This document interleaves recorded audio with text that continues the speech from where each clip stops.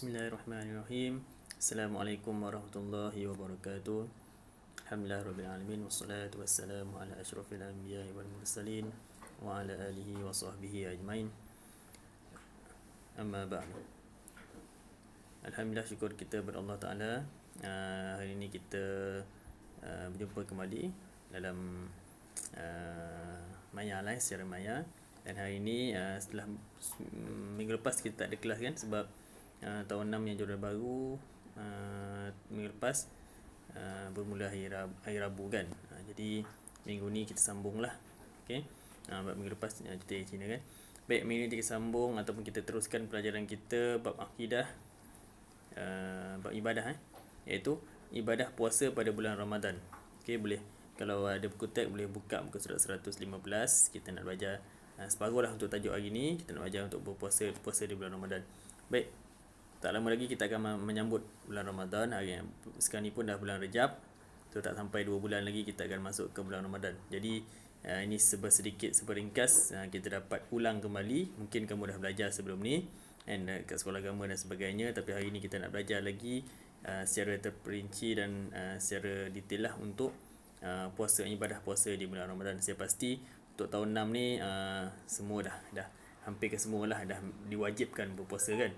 Jadi kan semua dah hampir semua yang dah akhir balik, ramai dah akhir balik. Jadi elok sangatlah kita belajar dan kita memahami tajuk ni, sebab benda ni wajib benda ni wajib dan sangat-sangat penting. Baik, untuk pengertian puasa, yang pertama kita tengok tepi tu, menahan diri daripada perkara yang membatalkan puasa bermula daripada terbit fajar hingga terbenam matahari berserta niat dan syarat-syarat tertentu. Okay, kita tahan diri kita daripada makan dan minum dan perkara-perkara yang membatalkan puasa. Kan, kami ulang ingat balik apa perkara yang membatalkan puasa kan. Masukkan satu ke dalam rongga contohnya, apa lagi, muntah dengan sengaja dan sebagainya lah. Baik, itu saya tak perlu ulang lah, kamu dah belajar sebelum ni kan. Baik, seterusnya tapi yang untuk penting kita kena berserta dengan niat dengan syarat-syarat tertentu. Jadi kita belajarlah apa syarat-syarat dan sebagainya lah. Baik, hukumnya adalah wajib kepada orang yang cukup syarat. Apa syarat dia? Jadi kita akan belajar. Sebelum tu info sikit bawah tu info sikit, ibadah puasa ni telah disyariatkan pada tahun kedua Hijrah.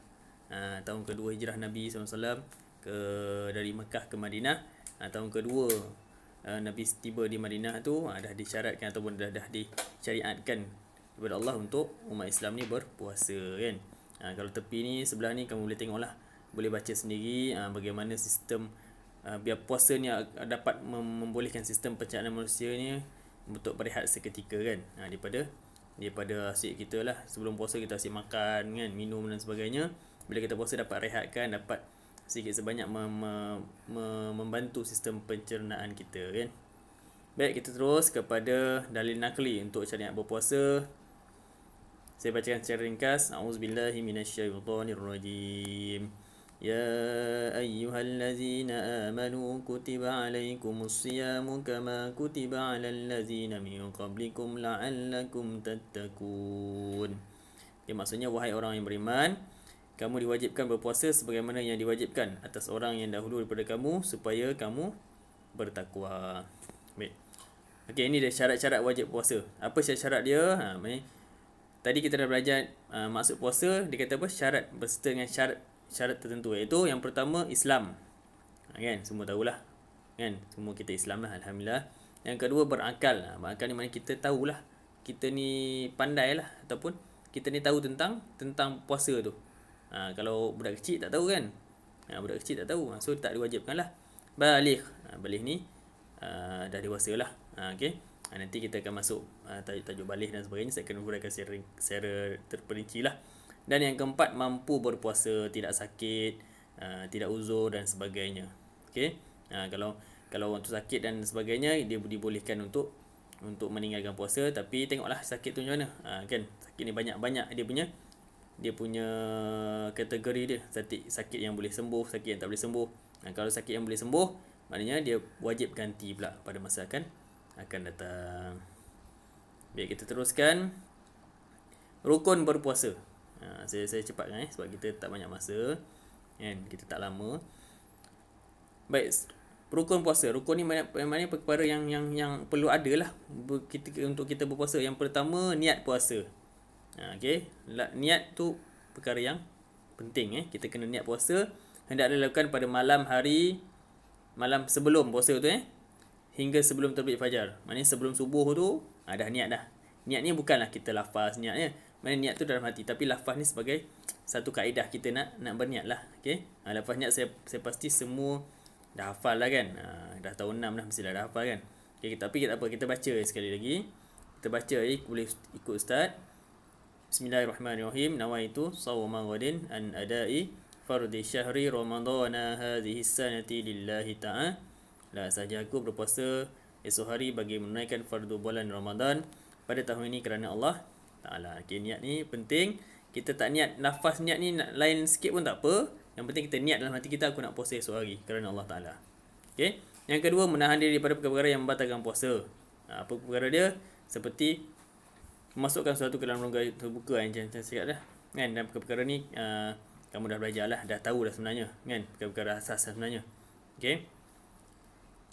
Perkara asas yang kita perlu tahu. Kan? Maknanya jangan makan minum. Dan perkara yang yang boleh membatalkan puasa tu jangan kita buat. Kan? Baik. Dan yang terakhir untuk yang terakhir lah, untuk minggu ni lah, minggu depan kita masuk sikit lagi. Minggu ni untuk sunat berpuasa. Yang pertama, okey, apa perkara yang ini saya terangkan sikit. Apa perkara-perkara sunat ataupun perkara-perkara yang perlu kita buat, walaupun kalau tak buat tak dapat pahala, tapi tak adalah mendapat dosa. Perkara sunat ni perkara yang digalakkan buat. Dan disunat ataupun dibuat oleh Nabi, yang Nabi selalu buat, yang Nabi pernah buat. So perkara ni kita elok ikut lah kan. Kalau kita tinggal tak adalah orang kata dapat dosa pun, tapi eloknya kita buat lah. Yang pertama, bersahur dan mentakhirkan sahur. Maknanya melewatkan sahur. Kalau contohlah sekarang ni subuh pukul 6.10 6 suku kan. Jadi kalau kita sahur tu, sebelum pukul 6 tu dah sahur lah. Janganlah terlampau lewat. Jangan pukul 6.10 dah subuh, 6.5 minit pun sahur. Kan tak sampai pula. Kan? Tak boleh lah. Kan tengah makan azan. Dah tersedak dan sebagainya kan. Tak boleh lah. Kita awalkan sikit. Pukul 5 tu dah sahur contohnya. Okay, kalau subuh tu awal, maknanya awal lagi lah. Kalau subuh tu 5.45. Jangan pukul 6 sahur lah kan. Ini contoh aja kan. Contoh. Okay, kalau 5.45 agak-agak lah dalam setengah jam sebelum, ataupun pukul 5 tu dah sahur dah. Okay. Dan menyegerakan buka. Segera tu bila dah masuk azan lah baru buka. Jangan sebelum azan dah buka. Copet lah lepas asar, aku nak cepat puasa ni kan, nak cepat buka puasa ni kan. Ustaz kata sunat. Dia pun makan pukul 6 suku dah makan dah. 6 suku petang dah makan dah. Kan. Ustaz kata segera buka. Bukan segera buka, maknanya tak masuk waktu lagi. Bila dah masuk waktu, terus buka. Jangan tunggu dulu tengok kartun dulu ke kan.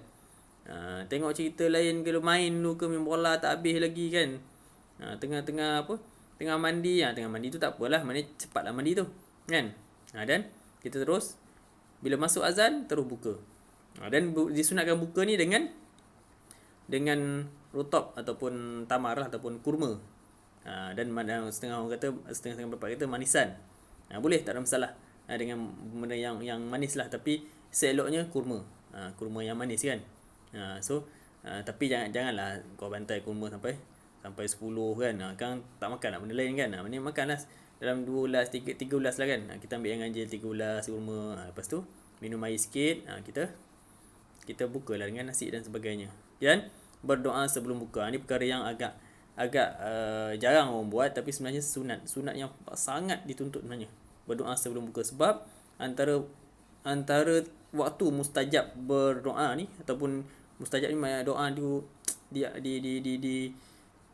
ijab ataupun di inilah Allah Taala kan, senang doa tu diterima oleh Allah bila berdoa sebelum buka. Ambil dah 1 minit 2 minit sebelum buka tu kita doa banyak kan. Doalah untuk kesejahteraan kita semua.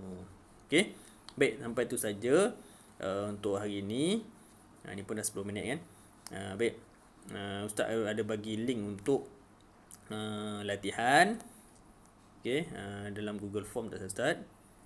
Sekejap kamu boleh buat Ni latihan ni, isi nama dan sebagainya. Boleh buat soalan ni, jawab, dan nanti Ustaz akan tengoklah dia punya jawapan dan sebagainya. Kan?